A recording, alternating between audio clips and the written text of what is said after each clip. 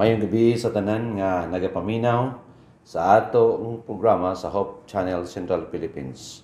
Kamong tanan pasalamatan tungod sa panahon nga inyong gigahin sa pagpaminaw o sa pagtan-aw sa maong espirituhanon nga programa nga siguro gayud nga makatabang sa atong kinabuhi.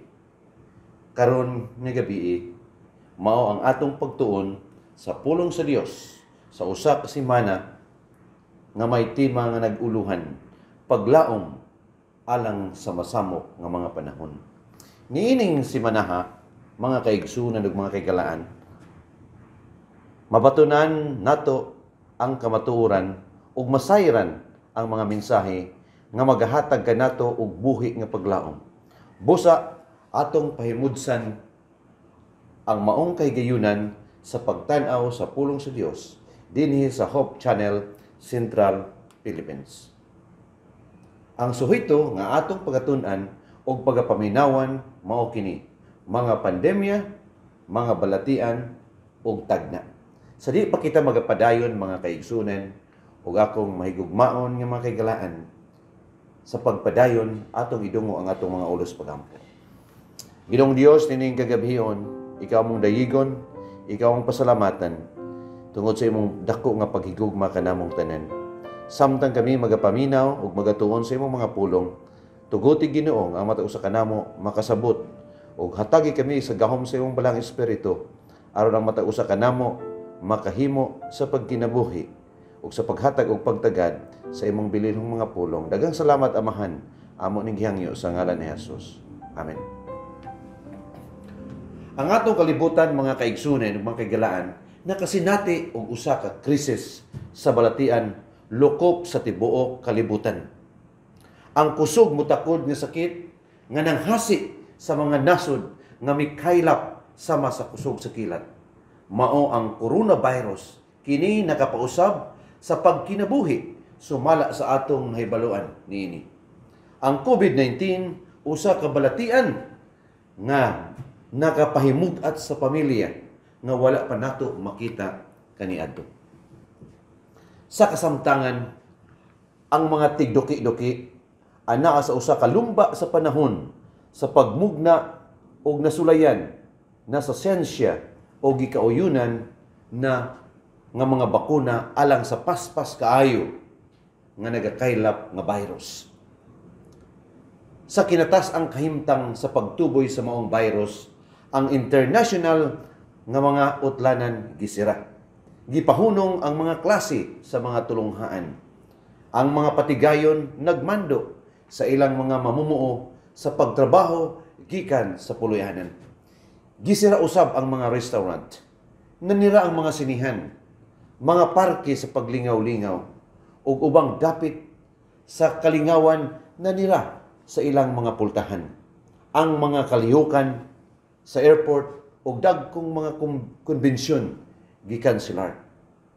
Gisultihan ang mga katawhan sa dili pagpundok-pundok nga musubra sa napulo ka mga tao. Ang social distancing nga kumun nga tema sa news media. Ang federal ug mga ahensya sa estado nanira ang tanan. Sa ubang mga nasod, nakalitan ang sistema medikal sa pag-atiman sa mga pasyente. Nitiurok ang international nga stock market. Misulbong ang gidaghanon sa nawad-an og trabaho. Mga taho sa coronavirus, maoy naghawod sa mga balita sulod sa daghang mga bulan. Ang international ug lokal nga mga media outlet naghatag og mga taho sa tibuok adlaw. Ang naguna nga mga pahina sa mga pamantalaan naghulagway niini adlaw-adlaw. Adunay informasyon kada adlaw ug bag-o nga mga kasayuran gikan sa mga opisyal sa panglawas sa publiko. Ang tibuok kalibutan daw anaa sa tibuok kabalaka, bahay niini nga gagmay kaayo, dali mo takod nga mga virus. Usahay mabilinan kita og mga pangutana nga labaw kadaghan kaysa mga tubag.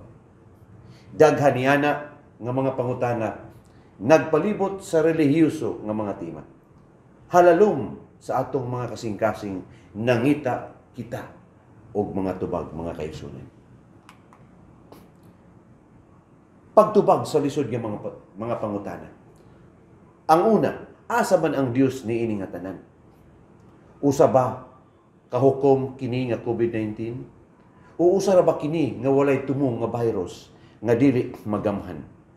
Pandemya, aduna ba'y paglaom diya sa kapunaw-punawan, paglaom alang sa atong personal nga pagkinabuhi? Pasaligan ko kamo mga igsoon, pasaligan ko kamo mga higala, nga ang Dios dili maoy nagmugna sa mga balatian. Dili siya maoy nagsugod sa pag-antos o sakit. Ang balaang kasulatan o ang unang kapitulo sa Biblia, tapos sa simana sa paglalang, gitan-aw sa Dios ang kalibutan nga nagpamatuod nga kini maayo kaayo. O kana makita sa Henesis kapitulo 1 bersikulo 31. Nagbuhat ang Dios og usa ka hingpit nga kalibutan nga walay usa ka dagta sa balatian. Walay mga virus, mga kagaw o mga bakterya. Walay pag-antos o kamatayon. Ang mga balatian dili kabahin sa iyang orihinal nga plano. Ang iyang plano o plano sa Dios mao nga ang yuta puy-an sa mga tao nga malipayon, himsog o balaan. Igsuon o gigala. Ang sala mo'y usa ka maglulungkab nga nakasulod nga walay pananghid sa atong kalibutan pinaagi sa usa ka manulunda nga ginganlan og Lucifer. Kini nga binuhat nga masilaw sa kadanag, gibuhat sa Dios nga hingpit. Misupil batok sa mga prinsipyo sa panggamhanan sa Dios dito sa langit sa linibo ka mga tuig nga milabay. Kini nga gitambog nga manulunda mao ang nagpaluyo sa tanang pag-antos sa atong kalibutan karon. Gibuhat sa Dios ang tanan niya nga mga linalang nga adunay kagawasan sa pagpili. Ang pagkuha sa kagawasan mga higala. Sa pagpili mao usa ka pagkuha sa katakus sa paghigugma. Kung walay gugma, gamay lang og kahulugan ang imo ug ang akong kinabuhi. Kung walay gugma, dili mahimo ang tinuod nga kalipay. Gipili ni Lucifer ang dalan sa kahakog imbis ang dalan sa gugma. Ang mao nga gihulog nga manulunda maoy naglimbong sa atong unang ginikanan nga mao si Adan ug Eva. Sama sa iyang paglimbong sa ikatulo ka bahin nga mga manulunda dito sa langit. Ginganlan sa Biblia ang yawa nga usa ka bakakon ug ang amahan sa tanang bakak mao si Lucifer. Ug makita kana mga kaigsunan sa Juan kapitulo 8 bersikulo 44. Ang katapusang libro sa Biblia, ang libro sa pinadayag, naghulagway kaniya nga maoy maglilimbong sa tibuok kalibutan ug makita kana siya sa pinadayag kapitulo 12 bersikulo 9. Ang unang bakak ni Satanas, mao nga ang Dios wala magpasabot kung unsay iyang gisulti. Makahimo pagkaon sa iba, sa kahoy sa pag-ila, sa maayo og dautan, og dili gayud mamatay. Sumala sa gipamatuod sa Dios. Genesis Kapitulo 3, versikulo 4. Iyang malapas ang mga sugo sa Dios nga walay bisan unsa nga seryoso nga mga sangputanan. Ang usa nga dautan naglimbong kaniya sa paghuna-huna nga pinaagi sa pagkaon sa bunga sa kahoy, makasulod siya ngadto sa labi pakahataas nga kahimtang sa pagkinabuhi. Nangangkon mga kaigsunan, mga kaigalaan si Satanas nga ang Dios, nga mamugos ang Dios. Nga ang Dios usa ka diktador nga tig pang-ulipon nga walay labing maayo nga tumong sa iyang mga linalang. Pangabli sa usa ka pultahan, gusto siraduhan sa Dios hangtod. Sa diha nga nakasala si Adan ug si Eva, ilang giablihan ang usa ka pultahan sa pagsakit, pagantos ug balatian nga gusto sa Dios sirhan sa hangtod. Ang sala maoy pagkahimulag gikan sa Dios. Ang Isaiah 59 versikulo 2 nagpahayag, ania karon ang kamot ni Jehova wala pamubi aron dili makaluwas. Ni pabug-aton ang iyang igdulungog aron kini dili makadungog. Apan ang inyong mga kasalanan maoy nakapahimulag kaninyo og sa inyong Dios. Og ang inyong mga sala nakapatago sa iyang nawong gikan kaninyo aron dili siya makadungog.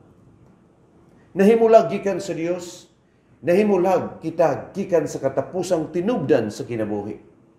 Nahimulag gikan sa Dios. Kita nahimulag gikan sa tuburan sa maayong panglawas. Higala, nagpuyo kita sa nabuak nga kalibutan. Usa ka kalibutan nga nagrebuildi patok sa Dios. Ang katarungan sa pag-anhi sa Dios ni Ginoong Hesus mao ang pagtubag sa nalapas nga balaod. Sa paghiuli kanato ngadto sa dagway sa Dios o sa pagpadayag kung sama sa unsa ang dagway sa Dios. Ang Biblia nag-ingon sa Lucas 19 versikulo 10, kay ang anak sa tao mianhi sa pagpangita o sa pagluwas sa nawala. Tungod kay ang bayad sa sala mga igsuon mao man ang kamatayon ug ang tanang nakasala nakabsan sa himaya sa Dios. Mianhi si Kristo aron sa pagtubos niini nga nawala nga kalibutan. Sa iyang kinabuhi o kamatayon, gipadayag ni Hesus kung unsa kadako ang pagtagad sa amahan alang kanato. Ang matag usa ka milagro nga gihimo ni Ginoong Hesus diya sa bag-ong tugon nagsulti kanato bahin sa usa ka Dios nga magtagad kung kita magantos. Sa kada panahon nga iyang buksan ang buta nga mga mata, ablihan ang mga igdulungog sa bungol, ug ayuhon ang mga mikupos nga mga bukton, ug banhawon ang patay nga mga lawas ngadto sa kinabuhi. Iyang gipakita kung unsa katinuod ang iyang gugma kanato, mga igsoon. Pinaagi sa iyang kamatayon dito sa Kalbaryo sa cross, iyang gibungkag ang mga bakak ni Satanas sa hangtod o gipadayag nga siya ang magkuha sa sala, kaulawan o pagkahinukman sa sala sa iyang kaugalingon kaysa adunay usa nga mawala kanato. Sa 2 Corinto 5:21 nag-ingon ang Dios, tungod kanato siya nga wala makailag sala, gihimo niya nga sala aron kita diha kaniya mahimong pagkamatarong nga anaa sa Dios. Mianhi usab si Jesus mga igsuon sa pagkahimo nga usa ka sulundan sa pagkamodelo sa dagaya nga kinabuhi. Gipakita ni Jesus nga ang Dios dili maoy nagpaluyo sa balatian. Siya mao ang Dios sa dagaya nga kinabuhi. Sa dakong away taliwala sa maayo ug dautan, ang usa ka masupilong manulunda miribildi batok sa Dios og nakigubat batok sa Dios alang sa pagahom niini nga planeta. Ang balatian pag-antos kasakit sa kasing-kasing ug mga sakit maoy resulta niini nga away. Higala, gamiton ni Satanas ang sakit, pag-antos ug balatian sa pagdaot sa kadungganan sa Dios. Iyang gilimbungan ang minilyon ngadto sa paghuna-huna nga ang Dios walay labing maayo nga pagtagad sa mga tao sa iyang pagtanaw. Niini nga kalibutan sa pag-antos, gipadayag sa Dios higala ang iyang gugma ug ang iyang dako nga pagtagad kanato. Nag-ingon si Ginoong Hesus sa Mateo kapitulo 28 bersikulo 20, ania karon ako magauban kaninyo sa kanunay bisan hangtod sa katapusan sa kapanahunan. Mangutana kita, kumusta ang mga kamatay diya sa Biblia? Igsuod, ang Biblia nagagamit sa pulong kamatay o usa ka paglahi ni ana nga pulong 81 ka bisis nga nagkalaing-laing panahon diha sa New King James Version. Ang kamatay mo'y usa ka kalit o makamatay nga epidemya o sa kalit sa kinatibok-an muhampak sa tibuok komunidad. Ang pulong kamatay gigamit dili muubos sa tulo ka lahi-lahi nga mga paagi diha sa kasulatan. Usahay diha sa Biblia, ang pulong kamatay gigamit sa paghulagway og usa ka balatian nga moabot tungod kay kita ania sa kalibutan sa sala. Pananglitan, ang sugilano ni Job. Miabot ba ang mga kamatay o mga sakit sa lawas ni Job? Gikan sa ulo hangtod sa mga tudlo sa tiil tungod kay nakasala siya?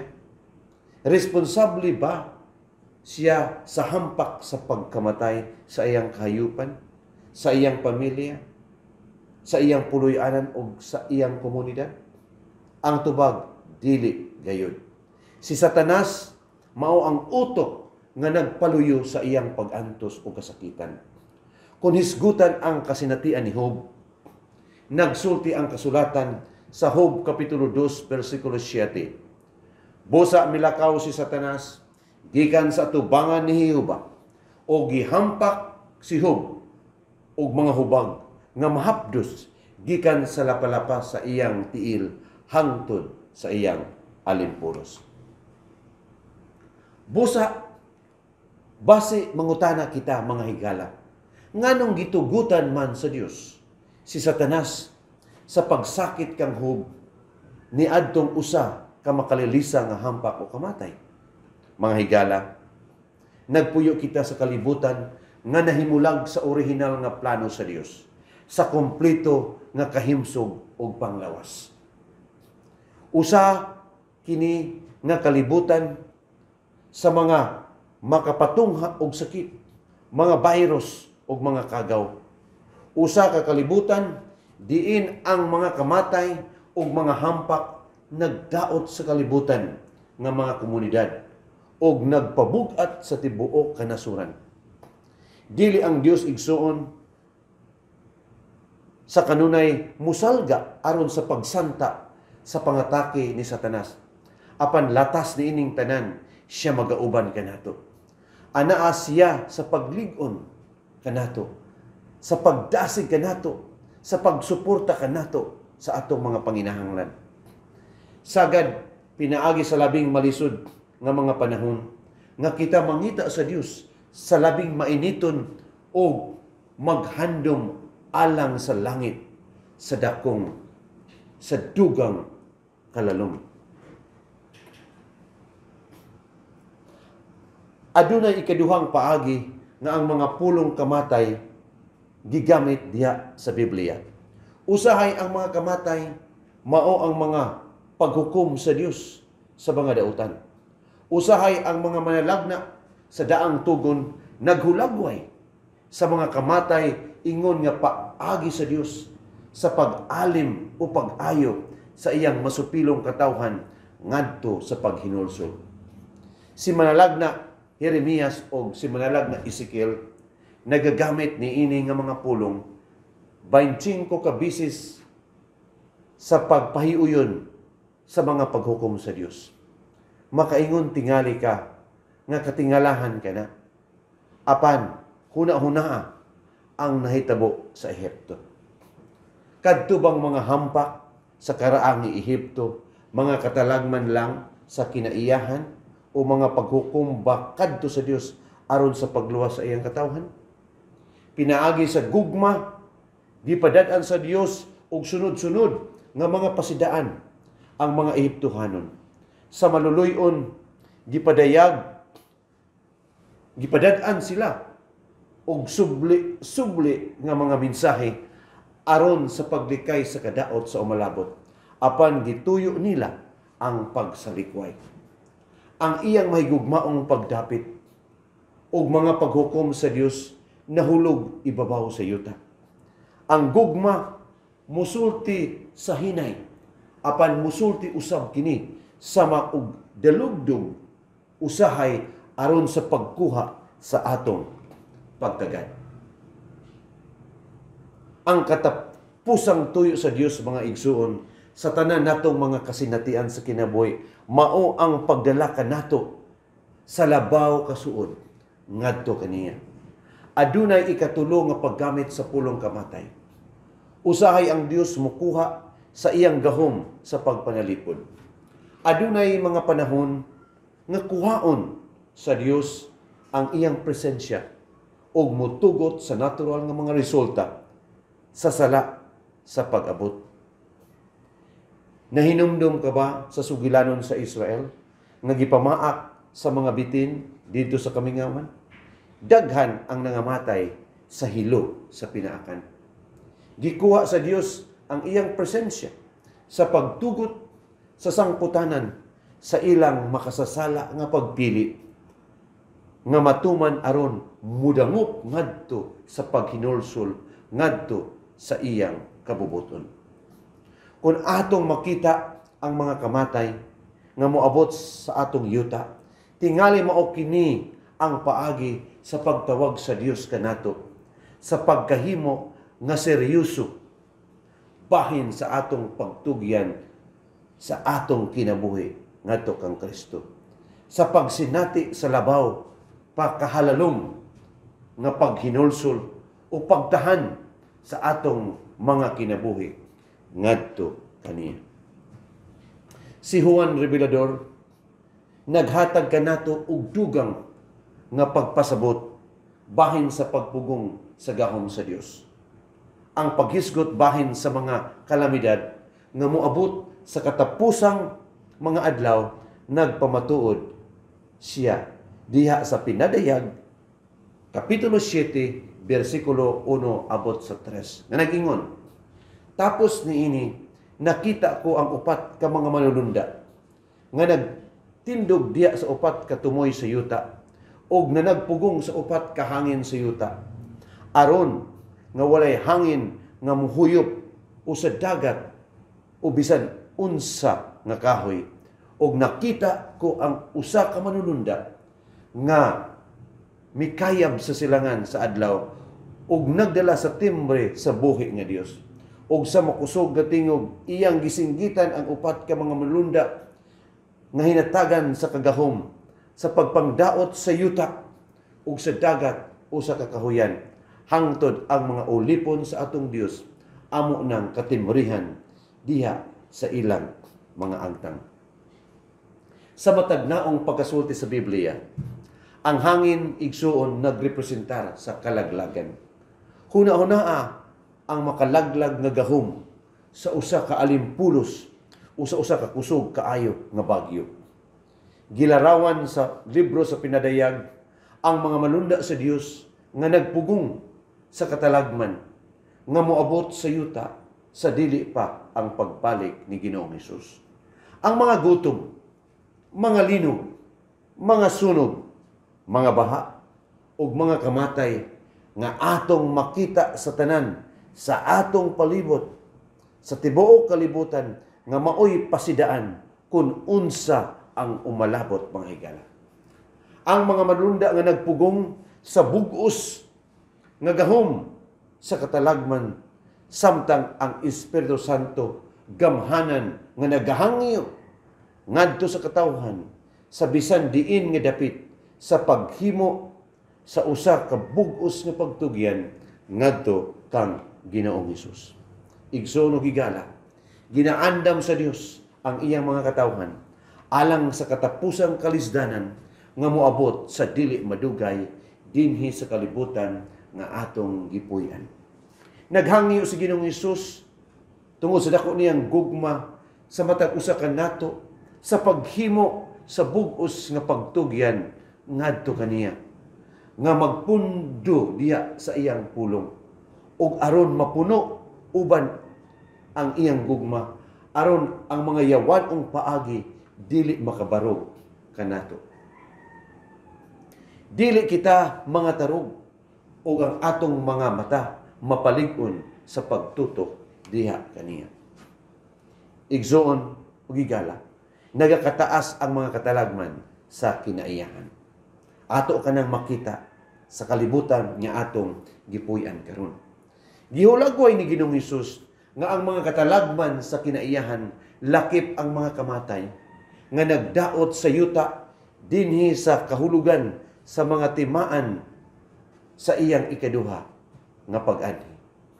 Dunay naghinubra nga panghuna-huna nga nagpatutuo og nagasinggit nga nag-ingon, ani ana ang coronavirus, busa moabot na si Jesus sunod semana o sunod tuig, kini mga kaigsunan dili kini tinuod.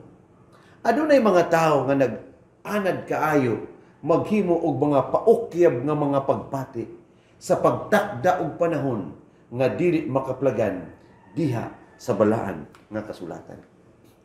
Ang ikaduha nga naghinubra nga bang mga panghuna-huna mao nga ang dili pagdagad sa virus. Diha sa Matthew kapitulo 24, gisaysay ni Ginoong Hesus ang mga timaan sa katapusang panahon. Siya nag-ingon, kay managgubat ang mga nasod, batok nasod, ug ang gingharian, batok gingharian, ug mahitabo ang mga gutom, ug mga linog sa nagalaing-laing dapit.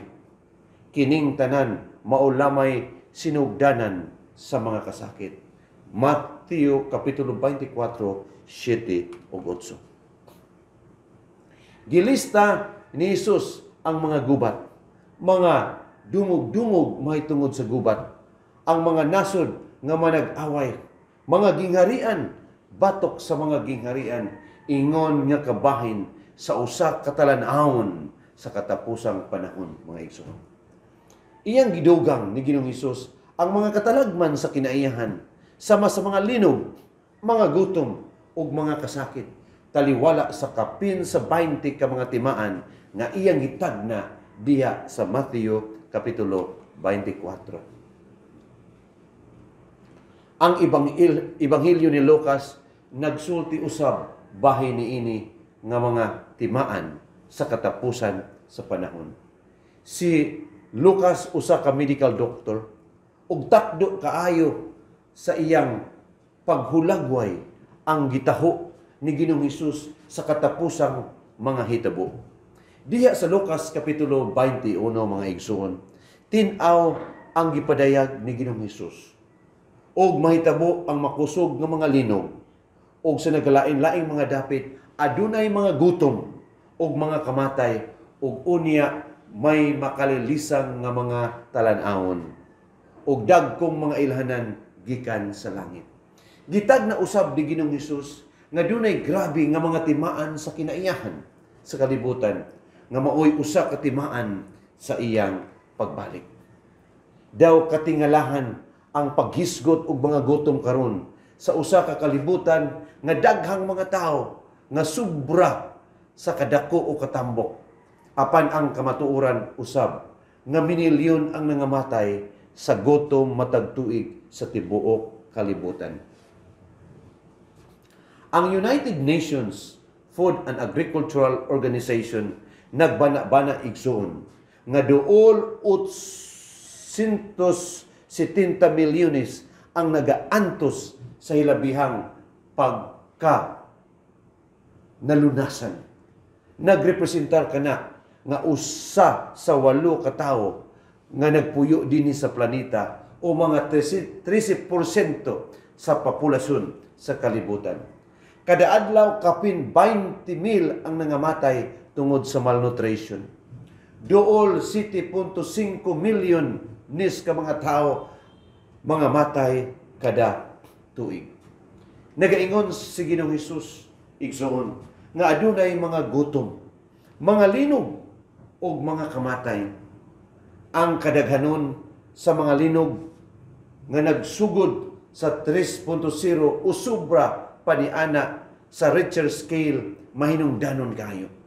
Samtang ang mga tsunami, mga pagdahili sa yuta, mga alimpulos o pagbuto sa mga bulkan nag-anam na kadaghan sa mahimo nga kadaot sa mga epekto. Kapin sa 20 bilyones dolyares ang bili sa kadaot nga nagsumikad sa dili maayo nga panahon kada tuig. Ingon og ang tanan sa kinaihan nagsulti. Ginoo, panahon na nga ikaw muanhi og magluwas kanamo niining kalibutan. Igsoon og higala ang linog ni adtong 2004 sa Sumatra, Andaman ug ang tsunami sa Indonesia nga nagsunod-sunod nagpatungha og mga balud nga kapin shin ka feet ang kahabugon og mikalas og kapin 225,000 ka mga kinabuhi apan sa linibo ang nangaangol. Ang linog nga mihampak sa probinsya sa Sichuan, China niadtong Mayo 12, 2008 duol sa 70,000 ka mga tao nangamatay ug laing 18,000 ang gilista nga wala na makita. Niadtong Enero 12, 2010 gihampak ang Haiti sa usa ka dakong linog. Sumala sa gitaho sa kagamhanan sa Haiti, dili moubos sa 220,000 ka mga tao ang nangamatay ug kapin sa 3 ka milyon ang grabe nga nagaantos. Niadtong Marso 11, 2011, usa sa 9.0 ang kakusgon sa linog, nakapatungha og tsunami sa Japan ug nakapatay og duol 20,000 ka mga tao. Daghan na kaayo ang mga linog sa milabay nga 50 anyos. Gitag na usab ni Hesus ang pagsulbong sa mga kamatay o mga kasakit. Ang mga kamatay mao ang mga epidemya nga makapahimug-at sa mga nasod. Ang mga kamatay maklase usab ingon nga katingalahang mga sakit nga makapatay sa atong mga tanom. Mga polusyon, mga makadaot sa kalikupan o makahilo nga mga substansya nga makapahugaw sa atong hangin ug tubig. Nganong ato man isprihan ang atong mga tanom sa makamatay nga mga kemikal nga gitawag og mga pesticide. Tungod kay kun dili ang mga sakit o mga piste makadaot man kanila. Halos dili ka makakita sa bisan unsa nga mga supermarket nga wala gamiti og mga pesticide. Ang agrikultura palibot sa kalibutan mugamit og 5.6 bilyon ka libra sa makahilong nga pollution kada tuig. Kini nga mga pesticide mubanaw sa atong yuta ug ngadto sa mga agianan sa tubig ug ngadto sa mga kadagatan. Kini nga walay pagkatagbaw sa pagbaton sa mga salapi, pinaagi sa paspas nga pag-ani o pagpabunga sa mga tanom, pinaagi sa artificial nga mga abono aron madali ang pagbaligya niini nga sa merkado. Adunay makadaot nga mga sangputanan sa atong kalikupan o sa atong panglawas. Usa ka pundok sa mga siyentipiko nagtigom og nagpagawas og pamahayag nga gitawag og usa ka pasidaan ngadto sa katawhan. Nagsulat sila, dili na moabot og usa o pila ka dekada ang nahabilin. Karon dili kini mga magwawali nga magtindog sa pulpito. Grupo kini siya sa mga siyentipiko. Sila nagkadayon, dili na mulabaw og usa ka pipila na lang ka mga dekada ang nahabilin sa dili pa ang higayon sa pagsanta sa mga hulga nga atong giatubang mawala og ang mga kahigayunan sa katawhan sa pagkinabuhi mukunhod sa dili masukod. Naghisgot usab sila higala mahitungod sa global warming, ang epekto sa greenhouse. Naghisgot sila mahitungod sa mga sakyanan o mga makinarya nga mubugwak og carbon, nga mga pollution ngadto sa mga kahanginan. Ang pagkahilis sa mga kinatumyan sa pulo o mga pagtubo sa kadagatan. Dili kini usa ka tawo ang nagsulti og sayop nga alarma. Tinuod gayud kini mga igsuon. Tinuod gayud kini mga higala ang katalagman nga atong ginaatubang. Nagtan-aw kita sa laing matang sa kamatay diha sa bag-o nga mga balatian nga mitumaw palibot sa kalibutan. Natingala ka ba bahin sa bag-o nga mga epidemya? Diin man kini sila magikan. Sa dili pa makakaplag ang siyensya ug usa ka sulbad o usa ka bakuna alang niini, lain na usab ang mopakita nga mga balatian. Huna-hunaa lang ang mga sakit o kamatay nga mikalas og minilyon nga mga kinabuhi sa bag-o pa lang nga milabay nga katuigan. Nakaagi kita sa mad cow disease, sa bird flu, sa HIV virus, sa AIDS, sa Lyme disease, sa Marburg virus, ang West Nile virus, Ebola virus, coronavirus, lakip na sa SARS o karon ang COVID-19. Igsoon, mangutana kita, usa ba kini katimaan sa pagbalik ni Kristo? Nagkahulugan ba nga kining COVID-19 virus nga nanghasi sa kalibutan karon mo'y usa katimaan sa pag-ani ni Kristo? Dili ba kini nag-inusara nga timaan?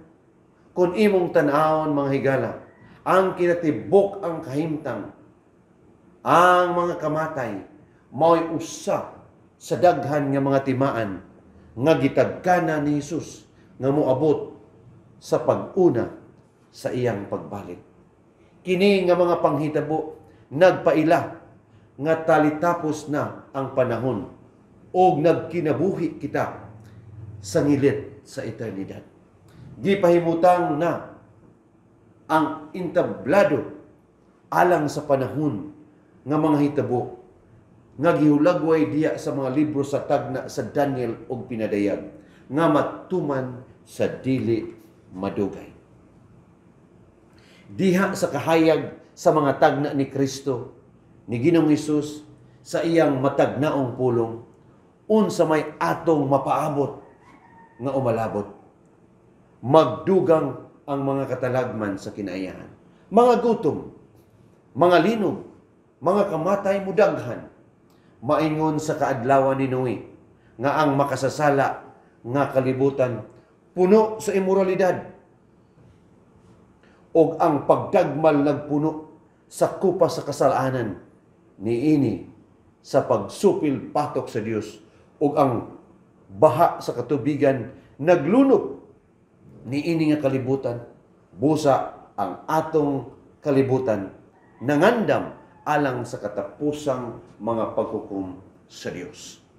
Ang Dios sa mahigugmaon nagahangyo sa usa ka badlungon nga planeta. Walay nay laing labaw ka importante alang sa Dios kaysa pagluwas sa daghang mga tao kutob sa mahimo. Kung kuhaon sa Dios ang iyang gahom sa pagpanilipod, ang mga katalagman sa kinaiyahan o mga sakit nga ikamatay mangdagsang.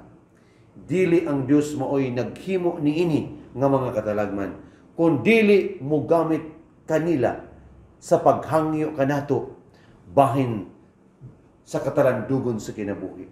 Maghatod kini kanato ngadto sa atong mga tuhod sa pagpangita sa bugtong nga seguridad nga anaa lamang kang Ginoong Hesus ug sa mga saad sa iyang mga pulong. Ang Biblia mo'y basahon nga puno sa malauman nga mga saad sa Dios. Igsoon, dunay usa ka paglaom nga makahimo kanato og kalainan. Kung mawad-an kita sa paglaom, magbitay ang mga mangitngit nga mga panganod sa pagkawalay paglaom ibabaw sa atong mga ulo. Ang kaugmaon mo pakita nga madag-umon ug ang tanan bahin sa kaugmaon daw walay kasiguruhan. Apan ang paglaom maghatod kanato gikan sa pagkakaron ngadto sa unsay dangatan. Magpintal kini sa kaugmaon sa laray sa danag nga mga kulor. Magtuboy kini sa atong mga espiritu gikan sa lapok sa ubos ngadto sa kalangitan sa ibabaw. Ang paglaom dili sa mga pipila ka mga kagustuhan ug mga handom alang sa maayong kaugmaon. Dili usab kini nga walay gipasikaran nga handom o walay siguro nga gituuhan nga kasiguruhan. Sa karaang mga kasulatan, ang paglaom mao ang makusog, masaligon nga gituuhan nga gibase sa dili mausab nga mga saad sa Dios nga may kasiguruhan nga ang mga butang nga imong ginalauman maoy katumanan. Si Apostol Pablo, mga igsoon, nagsulat sa Biblia diha sa basahon sa Roma, Kapitulo 15, versikulo 4, nga nagingon, nga ang mga butang nga gisulat kaniadto, gisulat aron duna kitay makatunan, nga pinaagi sa pailog o pagdasig sa kasulatan, kita makabaton o paglaom o kasiguruhan. Si Apostol Pablo miatubang og mga ngilngig nga mga pagsulay sa kinabuhi. Siya gibato, siya gibunalan, gihukman sa dili maayo nga paagi o gibilanggo usab. Apan siya misulat sa mga tumutuo sa Roma nga nagkinabuhi usab sa masulayon nga mga panahon.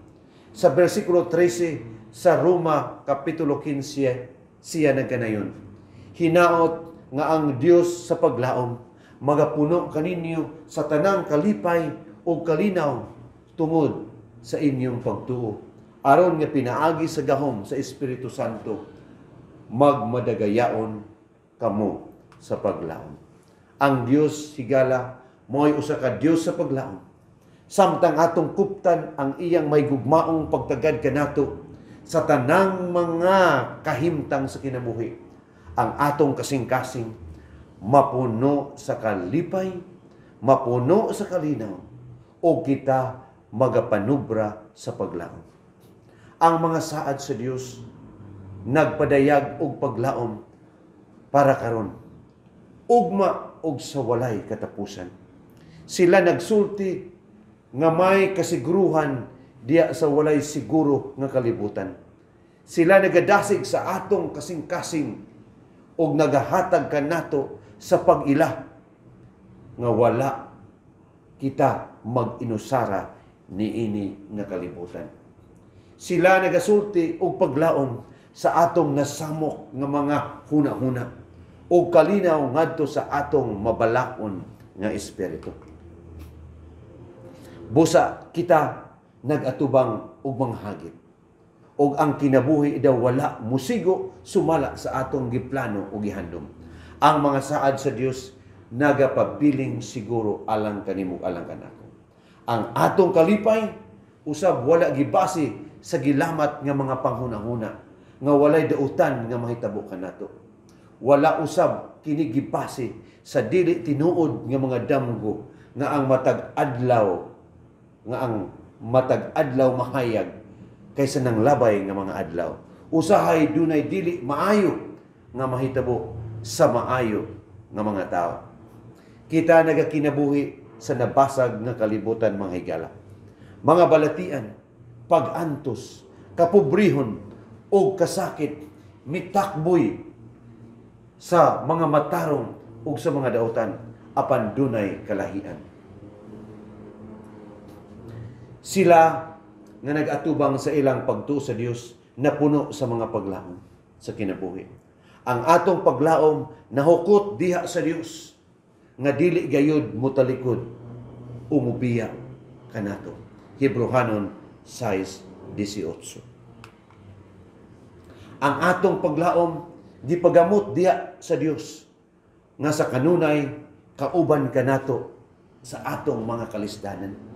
Kini gipasikad sa patukuranan diha ni Kristo nga mipuyo kauban kanato diha sa tawhanong unod. Usa nga makapasabot kanato o makapalig-on kanato sa tanan natong mga pagsulay. Nagpaila siya uban kanato sa atong mga luha ug maglipay sa atong mga kasing-kasing. Mianhi si Ginoong Hesus aron sa paghatag kanato sa paglaom sa usa kalabaw pa ka maayong kaugmahon. Karong adlaw tuguti ang imong kasing-kasing nga mapuno sa paglaom. Moabot ang adlaw igsoon, moabot ang adlaw higala, ug sa dili madugay muanhi na si Ginoong Hesus.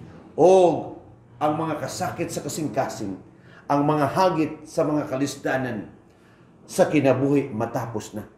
O kita magapuyo uban kaniya sa walay katapusan ni anang langit nung puloy-anan. Mga kaigsunan, mga kagalaan, ato isentro nga itong hunahuna, diha kang Ginoong Hesus. Nataliwala ni ining tanang mga problema nga atong giatubang ining kalibutan. Doon na kita'y paglaom. O kana nga paglaom makaplaga ni Ginoong Hesus. O ang tanan natong mga problema nining kalibutan, matapos na sa diha nga siya mo padayag. Ang Dios magapanalangin ka nato. Atong idungo ang atong mga ulos padang. Ginoong Dios nining kagabihion, dayigon ka namong pasalamatan. Tungod ikaw sa kabuhi nga Dios nga naghigugma ka namong tanan. Dios nga miyanis kalibutan aron kami makabaton og paglaom og kaluwasan. Nining taknaa, ihatag ka namo ang dugang gugma, dugang pagtuo kanimo og sa imong mga saad. Amo gitugyan kanimo ang tanan sang ngalan ni Jesus. Amen.